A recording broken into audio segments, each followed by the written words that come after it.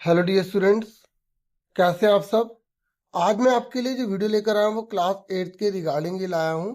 और ये आपकी वार्षिक परीक्षा जो होने वाली है ना, तो डीओई की तरफ से जो प्रैक्टिस पेपर इशू किया गया है ना हिंदी सब्जेक्ट का, आज इसको मैं पूरा करवाने जा रहा हूँ। इससे पहले मैंने आपको बहुत से सब्जेक्ट की प्रोवाइड कर दी है, वो देख लेना, प्लेलिस्ट बनी हुई है। तो यहाँ पर हम पूरे आंसर के साथ करेंगे।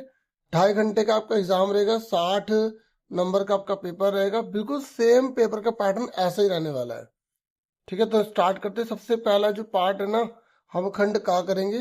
तो गद्यांश को पढ़कर फिर आंसर करेंगे। ठीक है। वीरता की अभिव्यक्ति अनेक प्रकार से होती है। जो ताकत होती है ना, ताकत, इसको अनेक प्रकार से समझा सकते हैं, बता सकते हैं। ये कह रहा है लड़ना मरना, खून बहाना, तोप तलवार के सामने ना झुकना ही नहीं, कर्ण की भांति याचक को खाली हाथ ना लौटाना, या बुद्ध की भांति ज्ञान व निर्वाण की खोज में संसारिक सुख त्याग देना भी वीरता ही है। समझ में आगे, वीरता केवल मारना काटना नहीं होता। बुद्ध की भांति ज्ञान और कर्ण की भांति किसी को खाली हाथ ना लौटाना, ठीक है, ये भी एक वीरता है। वीरता तो भीतर से उपजी प्रेरणा है। वीरता देश काल के अनुसार संसार में जब भी प्रकट हुई तभी अपना एक नया रूप लेकर आई है। सुन रहे हैं, और लोगों को चकित कर गई है। ये कह रहे वीर कारखानों में नहीं ढलते। ये जो वीर है ना, वीर, ये कारखानों में नहीं आते बनते, न खेतों में उगाए जाते हैं। वे तो देवदार के वृक्ष के समान जीवन रूपी वन में स्वयं उगते हैं। सुन रहे बच्चों आप। ये कह रहे बिना किसी के पानी दिए, बिना किसी के खाद डाले, वीर का दिल सबका दिल और उसके विचार सबके विचार हो जाते हैं। उसके संकल्प सबके संकल्प हो जाते हैं। औरतों और समाज का हृदय वीर के हृदय में धड़कता है। ठीक है, मतलब औरतें और जो समाज है वो उससे बहुत जरा वैल्यू देती हैं, क्योंकि वो समाज के कल्याण के लिए काम कर रहा है ना।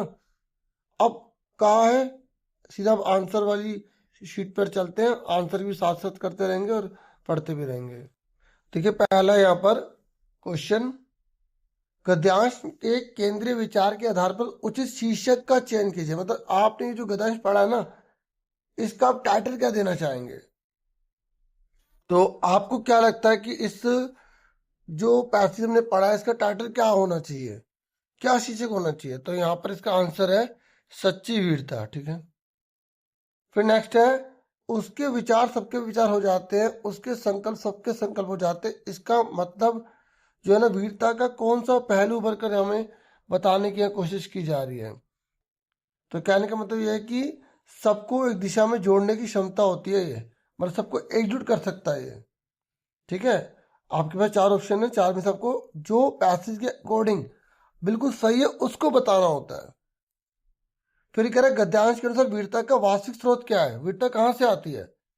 तो यहाँ पर गद्यांश के अनुसार वीरता का वास्तविक स्रोत पता है क्या है, मन के भीतर उत्पन्न होने वाली प्रेरणा। ये आपको पैसेज में सारे मिलेंगे, देखो ये लिखा हुआ है सारा, ये देखो, और सारे पैसेज में से ढूंढ के आंसर किए गए आपके लिए। ठीक है, और कुछ बच्चे कहते हैं सर वीडियो चलाओ थोड़ा सा ना, अब देखो बनाना है फिर उसके आंसर करने में टाइम लगता है, और आपके पेशेंस का भी शुक्रिया, आपने थोड़ा सब्र रखा। ठीक है, तो यहाँ तक आपको क्लियर हो गया। उसके बाद ये है घ, लेखक ने वीर को देवदार के वृक्ष के समान क्यों बताया है। तो बताओ वीर को देवदार के वृक्ष के समान क्यों बताया, क्योंकि वह अपने अंदर से, उसके अंदर खुद गुण विकसित हुआ है ना, उसे बाहर से कोई सहायता नहीं मिली। तो आपको ये बताना है, क्योंकि वीर स्वयं अपने गुणों से विकसित होता है, उसे बाहरी सहायता या प्रशिक्षण की आवश्यकता नहीं होती। ठीक है, और आप यहाँ से हेल्प लेकर लिख सकते हैं जो यहाँ पर बताया गया है। ठीक है, देवदार के रिगार्डिंग ये यहाँ पे जैसे लिखा है ना ये, तो इसके भाव को आपको अपनी भाषा में बताना था। ठीक है, देख लो कैसी पैसेज आएगी। इसलिए सेकंड है, पढ़ते से, निर्माणों के पावन युग में हम चरित्र निर्माण ना भूलें। मतलब अगर हम निर्माण कर रहे हैं ना बहुत सी चीजों का, तो आप अपना चरित्र का भी निर्माण करो। ये कह रहा स्वार्थ साधना की आंधी में वसुधा का कल्याण ना भूलें। मतलब जो स्वार्थ में हम पड़े हुए हैं ना, तो ऐसा ना हो कि हम अपनी धरती का भी कल्याण करना भूल जाए, हमें ऐसा नहीं करना। शील विनय आदर्श श्रेष्ठता तार बिना झंकार नहीं है, मतलब ये सब होने चाहिए हमारे अंदर गुण। ठीक है, शिक्षा क्या स्वर साध सकेगी यदि नैतिक आधार नहीं है, बस शिक्षा क्या कर लेगी अगर हमारे अंदर नैतिकता नहीं है। कीर्ति कौमुदी की गरिमा में संस्कृति का सम्मान ना भूलें। ठीक है ना, संस्कृति की इज्जत करना बिल्कुल मत भूलो। निर्माणों के पावन युग में हम चरित्र निर्माण ना भूलें, वही चीज दोबारा बताइए। आविष्कारों की कृतियों में यदि मानव का प्यार नहीं है, मतलब इंसान इंसान से प्यार नहीं कर रहा, वैल्यू नहीं समझ रहा, सृजनहीन विज्ञान व्यर्थ है, प्राणों का उपकार नहीं है। अगर ये साइंस फिर क्या है जब प्राणों की वैल्यू हम नहीं कर रहे। भौतिकता के उत्थान में जीवन का उत्थान ना भूलें। ये जो आज बहुत सी चीजें देखते हैं ना, तो जो जीवन की जो तरक्की होनी चाहिए उसको मत भूलो। निर्माणों के पावन युग में हम चरित्र निर्माण ना भूले। बहुत अच्छी पंक्तियां लिखी गई हैं।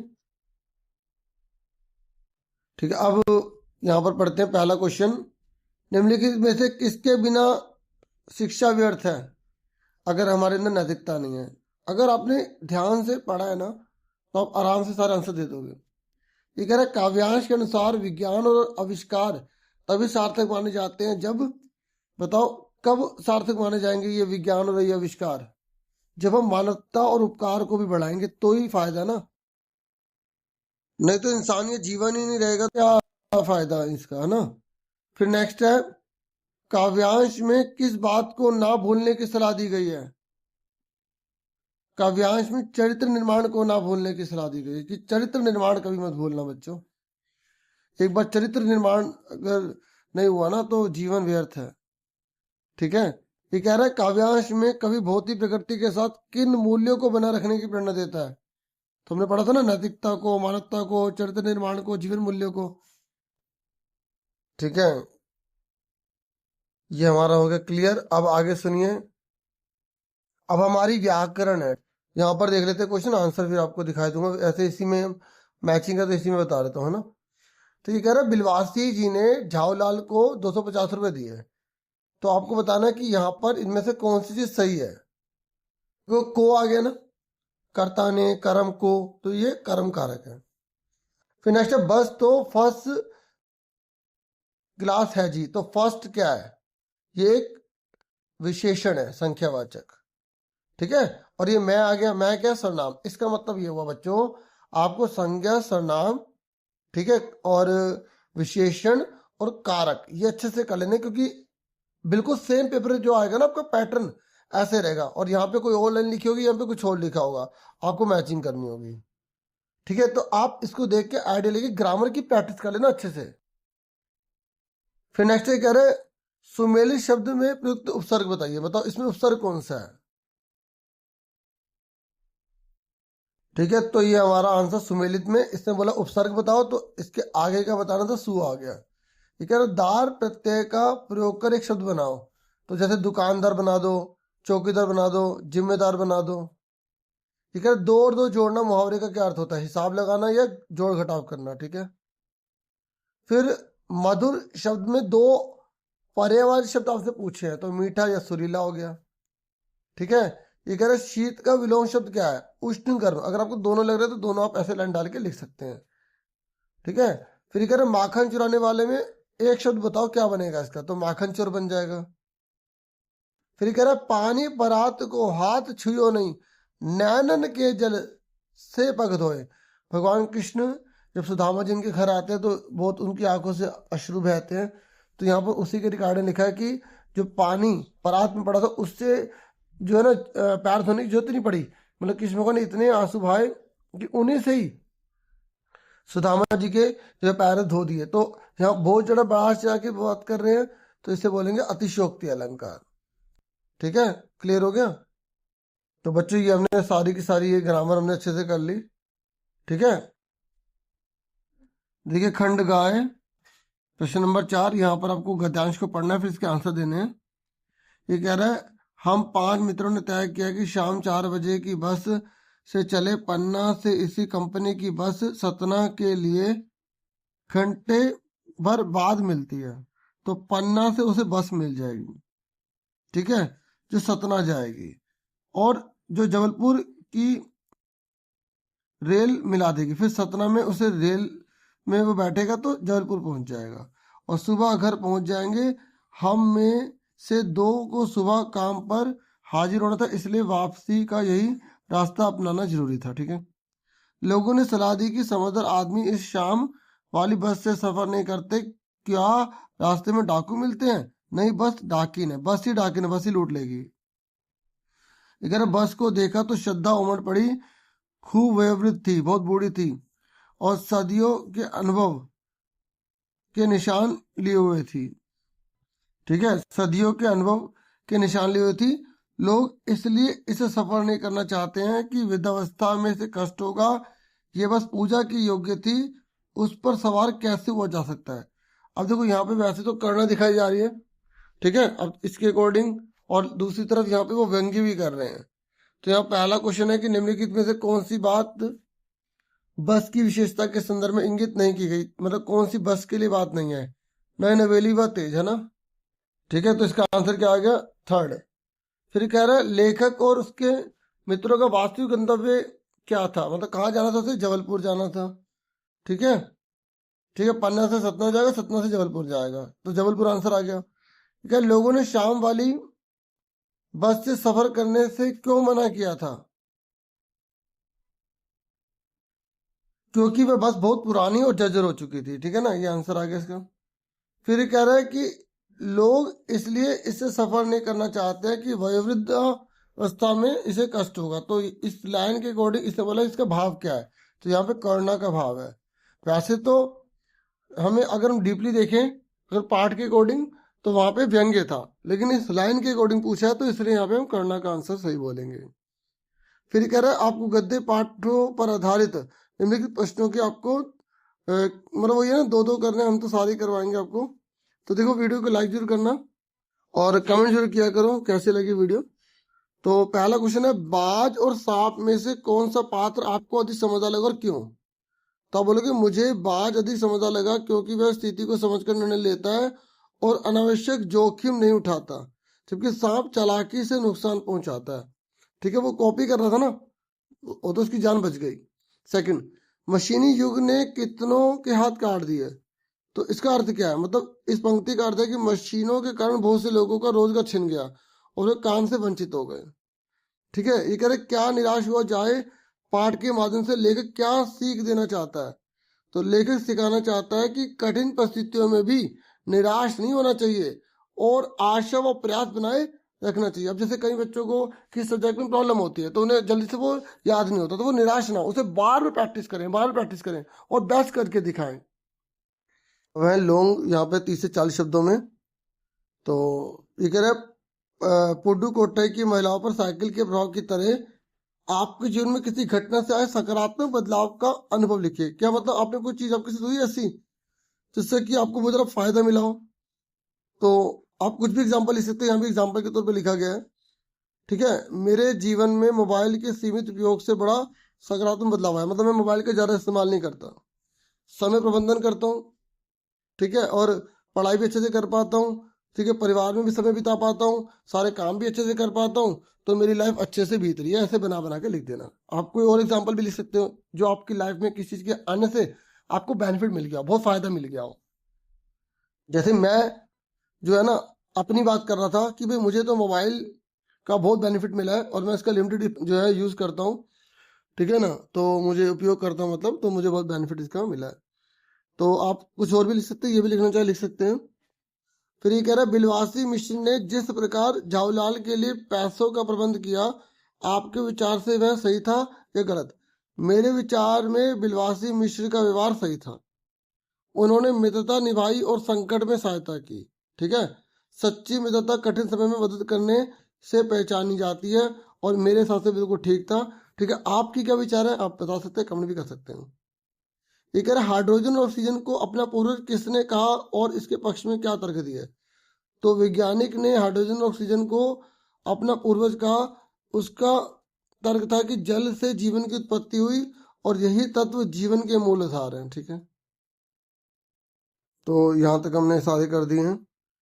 अब आगे के क्वेश्चन देखो, यहाँ तक आपको क्लियर हो गया। अब देखिए 7वें क्वेश्चन पर आ जाइए। ये कह रहा है पक्षी और बादल ये भगवान के डाकिए हैं जो एक महादेश से दूसरे महादेश को जाते हैं। हम तो समझ नहीं पाते हैं मगर उनकी लाई चिट्ठियां पेड़ पौधे पानी और पहाड़ बांटते हैं, मतलब समझ जाते हैं वो। तो आपको बताना कि जो एक महादेश से दूसरे महादेश को जाते हैं, इस ये पंक्ति किस पर लागू होती है। तो ये किन के लिए बोला गया था? ठीक है, तो आप बोलोगे पक्षी और बादल पर बोला गया था। ठीक है, तो आंसर क्या आएगा इसका? सेकंड। ठीक है, पक्षी और बादल लिखा ना यहाँ पर, ये भगवान के डाकिए हैं। फिर नेक्स्ट है चिट्ठियां शब्द कविता में किसका प्रतीक बोली गई है? तो ये प्राकृतिक संदेश की बात की गई है। फिर ये कह रहा है बांसते का क्या मतलब होता है? तो यहाँ पर मतलब बांसने का मतलब क्या है? ध्यान से पढ़ना व समझना। ठीक है, ये जैसे मैं पढ़ा था ना कि पेड़ पौधे पानी और पहाड़ बांसते हैं। ठीक है, उसको समझ लेते हैं, अंडरस्टैंड कर लेते हैं। ठीक है, तो यहाँ पर आंसर क्या आ जाएगा इसका? ये सेकंड। फिर ये कह रहा पद्यांश में निहित मूल शिक्षा क्या दी गई है? तो पूरे विश्व को बंधु बनाने की बात की गई है, तो इसका आंसर क्या है? फोर्थ। अब क्वेश्चन नंबर 8 है। यहाँ पर बोला गया है कि कवि ने दीवानों की हस्ती कविता में दीवाने शब्द का प्रयोग किस प्रकार के व्यक्तियों के लिए किया है? तो आप बोलोगे कवि ने दीवाने शब्द का प्रयोग उन व्यक्तियों के लिए किया है जो समाज की परवाह किए बिना अपने आदर्शों, सच्चाई और मानवता के मार्ग पर चलते हैं। वे त्यागी, साहसी और निडर होते हैं। ठीक है, फिर नेक्स्ट क्वेश्चन है, ये कह रहा है कबीर ने अपने दोहों में तलवार और म्यान का प्रयोग किसके प्रतीक के रूप में बताया है? तो पता है बच्चों, जो कबीर जी हैं उन्होंने तलवार और म्यान को किस प्रतीक के रूप में बताया? कबीर इस उदाहरण से कहना चाहते हैं कि मनुष्य को उसी वस्तु या ज्ञान पर ध्यान देना चाहिए जो उपयोगी हो। जिस चीज में काम पूरा होता है वही महत्वपूर्ण होती है। जो अनुपयोगी बातें होती हैं, भारी दिखावे होते हैं, उस पर ध्यान नहीं देना चाहिए। अगर मोबाइल आपको बेनिफिट दे रहा है जिस बात में, तो आप उसी पर ध्यान दो। जो आपके लक्ष्य को अगर खराब कर रहा है या आपको लक्ष्य से भटका रहा है, तो उससे आप अपने को हटाओ। ठीक है, तो हमें शिक्षा तो बहुत मिलती है, अभी हमारे ऊपर है कि हम उसे कैसे ग्रहण करते हैं। नेक्स्ट है कृष्ण अपनी माँ से अपनी चोटी के संदर्भ में क्या क्या प्रश्न करते हैं? तो कृष्ण अपनी माँ से पूछते हैं कि उनकी चोटी इतनी छोटी क्यों रह जाती है। वे जानना चाहते हैं कि क्या अधिक दूध पीने से उनकी चोटी बड़ी और मोटी हो जाएगी। वे ये भी प्रश्न करते हैं कि क्या बार बार चोटी संवारने और गूंथने से वे नागिन की तरह लौटने लगेगी या लहराने लगेगी। ठीक है, फिर उसके बाद ये 30-40 शब्द हैं। यहाँ पर बोला गया कि मनुष्य की आचरण में कौन से दोष हैं जो दूसरों को उसका विरोधी बना देते हैं? तो कबीर कहते हैं कि मनुष्य के अंदर अहंकार है, क्रोध है, ईर्ष्या है, द्वेष है। ये दोष है जिसकी वजह से मनुष्य के आचरण को बिगाड़ देते हैं, और इन दोषों के कारण व्यक्ति दूसरों से प्रेमपूर्ण व्यवहार नहीं कर पाता और लोग उसके विरोधी बन जाते हैं। फिर कृष्ण द्वारा सुदामा की सहायता गुप्त रूप से करने का क्या कारण रहा होगा?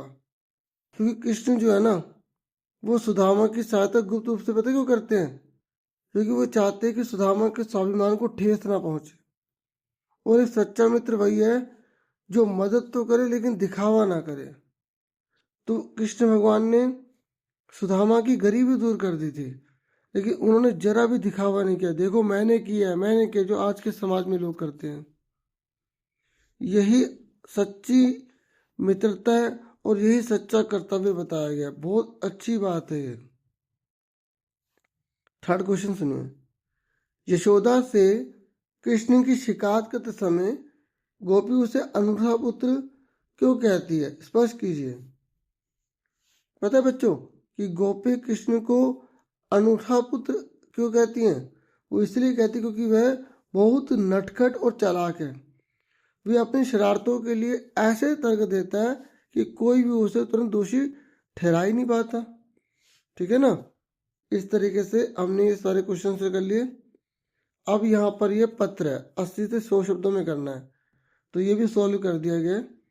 ठीक है, तो आप सौम्य आपके मोहल्ले में सड़क के दोनों ओर स्ट्रीट लाइटें कई दिन से खराब हैं, जिससे शाम के समय अंधेरा रहता है और दुर्घटनाओं का खतरा बढ़ गया है। नगर निगम अधिकारी को स्ट्रीट लाइटें ठीक करवाने हेतु पत्र लिखना है। ठीक है, तो सबसे पहले तो आप ये मत लिखना, सीधा आप आंसर करेंगे सौम्य। ठीक है, यह आपका खुद का एड्रेस है, गली नंबर 5 शास्त्री नगर। ये एक एग्जाम्पल के तौर पे लिखा गया है। ठीक है, ये ठीक है ना, ये किसी कोई रियल वगैरह नहीं है ये। ठीक है, तो ये ऐसी कोई नाम ली थी क्योंकि क्वेश्चन में लिखा था ना यहाँ पे सौम्य, तो हमने यहाँ पे सौम्य, और जैसे लड़कियां हैं तो सौम्या लिख देंगी। ठीक है, तो गली नंबर आप कुछ भी ऐसे लिख सकते हैं, फिर दिल्ली, उसके बाद यहाँ दिनांक लिखेंगे जिस तारीख को आप पेपर में इसे करेंगे, फिर सेवा में नगर निगम अधिकारी जी दिल्ली, फिर विषय लिखेंगे मोहल्ले में खराब स्ट्रीट लाइटों को ठीक करवाने हेतु। ठीक है, ये हम क्या कर रहे हैं, विषय लिख रहे हैं। फिर महोदय, ठीक है, पैटर्न के हिसाब से लिखा गया जो पैटर्न होता है। फिर सविनय निवेदन यह है कि हमारे मोहल्ले में सड़क के दोनों ओर लगी स्ट्रीट लाइटें कई दिनों से खराब हैं। शाम के समय पूरा क्षेत्र अंधेरे में डूबा रहता है, जिससे दुर्घटनाओं और असामाजिक गतिविधियों का खतरा बढ़ गया है। अतः आपसे अनुरोध है कि शीघ्र ही स्ट्रीट लाइटें ठीक करवाने की कृपा करें। धन्यवाद, भवदीय सौम्य। ठीक, इस तरीके से हो गया, क्लियर हो गया। और अगर आप जैसे शुरू में नाम नहीं लिखना चाहते तो भी कोई दिक्कत नहीं, लास्ट में हमने मेंशन कर दिया है। ठीक है, फिर अगर ऊपर वाला नहीं करना तो नीचे वाला आप आदित्य हैं और आपके मित्र सखी को विद्यालय की वाद विवाद प्रतियोगिता में प्रथम स्थान प्राप्त हुआ है। ठीक है, उन्हें बधाई देते हुए सदा मेहनत जारी रखने की प्रेरणा देते हुए पत्र लिखना है। तो ये मित्र को पत्र है। सबसे पहले आप ऊपर ना अपना एड्रेस लिख देंगे, अगर नहीं लिखना तो आप परीक्षा भवन लिख देंगे। ठीक है, ये केवल एक एग्जाम्पल के तौर पे लिखे गए हैं। ठीक है, परीक्षा भवन लिख देंगे ऊपर। फिर प्रिय मित्र आदित्य, सप्रेम नमस्ते। ये जानकर अत्यंत खुशी हुई कि तुमने विद्यालय की वाद विवाद प्रतियोगिता में प्रथम स्थान प्राप्त किया है। यह तुम्हारी कड़ी मेहनत, आत्मविश्वास और लगन का परिणाम है। मुझे तुम पर गर्व है। आशा है कि तुम आगे भी इसी प्रकार मेहनत करते रहोगे और जीवन में नई नई ऊंचाइयां प्राप्त करोगे। ईश्वर तुम्हें सदैव सफलता प्रदान करे। ठीक है, स्नेह सहित आपका नाम आ जाएगा क्वेश्चन में जो लिखा है। जैसे एक बार हमने यहाँ पर जो लड़के का नाम लिखा था, ठीक है, तो नीचे वाली पैसेज में हमने जो है जो यहाँ पे लड़की है उसका नाम यहाँ लिख दिया। ठीक है, ये एग्जाम्पल के तौर पे बनाया गया है और जो क्वेश्चन में दिया होगा ना नाम आपको वही लिखना होता है। ठीक है, दोनों में से एक लिखना है। ठीक है, जैसे बॉय है तो बॉय वाला लिख दो, गर्ल है तो गर्ल वाला लिख दो। फिर ये 11वां क्वेश्चन है, यहाँ पे 80 से 100 शब्दों में आपको लिखना है। जैसे सच्ची मित्रता का महत्व आपको बताना है, या मेरी यादगार रेल यात्रा के बारे में लिखना है, या त्योहारों का देश भारत। आप किसी भी एक के ऊपर लिख सकते हैं एग्जाम में। ये थोड़ी बहुत लाइनें लिख दी गई हैं एग्जाम्पल के तौर पर, आपको थोड़ा इसे ज़्यादा लिखना होगा। 80 से 100 शब्दों में बोला गया तो उसी में लिखिएगा। ठीक है, कई बच्चों को आइडिया लिखना होता है ना, ठीक है, प्रैक्टिस के लिए या आइडिया लेना होता है, तो उनको ये काफ़ी हेल्प कर देगा। तो ये है सच्ची मित्रता का महत्व। सच्ची मित्रता का जो है ना जीवन में होना बहुत जरूरी होता है। तो उसी के रिगार्डिंग लिखा है कि सच्ची मित्रता जीवन का अनमोल उपहार होती है। सच्चा मित्र सुख दुख में हमारा साथ देता है और सही मार्ग दिखाता है। वह हमारी गलतियों को सुधारने में सहायता करता है और हमें आगे बढ़ने की प्रेरणा देता है। सच्ची मित्रता विश्वास, प्रेम और निस्वार्थ भावना पर आधारित होती है। जीवन की कठिन परिस्थितियों में मित्र का साथ हमें आत्मबल प्रदान करता है। इसलिए सच्ची मित्रता का जीवन में विशेष महत्व है। आगे आप लिख देना, मेरा भी एक मित्र है, उसने मेरी कहीं कार्य में मदद करी है, मुझे सही दिशा प्रदान करी है। ऐसे आप और भी बातें जोड़ सकते हैं। ठीक है, अब ये मेरी यादगार रेल यात्रा सुन लो, सुनने में क्या जाता है आपको आइडिया मिल जाएगा। कोई इसमें सेम आ गया तो आपको हेल्प मिल जाएगी।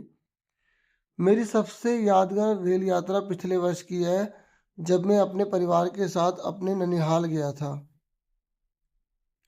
यह मेरी पहली लंबी रेल यात्रा थी, इसलिए मैं बहुत उत्साहित था। ट्रेन की खिड़की से बाहर का दृश्य अत्यंत मनमोहक लग रहा था, मतलब बहुत मन को अच्छा लग रहा था। हरे भरे खेत, बहती नदियां और दूर दूर तक फैले पहाड़ देखकर मेरा मन आनंद से भर गया। रास्ते में चाय नाश्ते का आनंद लिया और सहयात्रियों से बातचीत भी हुई। परिवार के साथ हंसी मजाक और साथ बिताया गया समय इस यात्रा को मेरे जीवन की एक अविस्मरणीय याद बना गया। ठीक है, आप और भी बातें इसमें ऐड कर लेना और इसे याद करने की कोशिश मत करना, सिर्फ आइडिया लेके अपने बना कर लिखने की बात करना। ठीक है।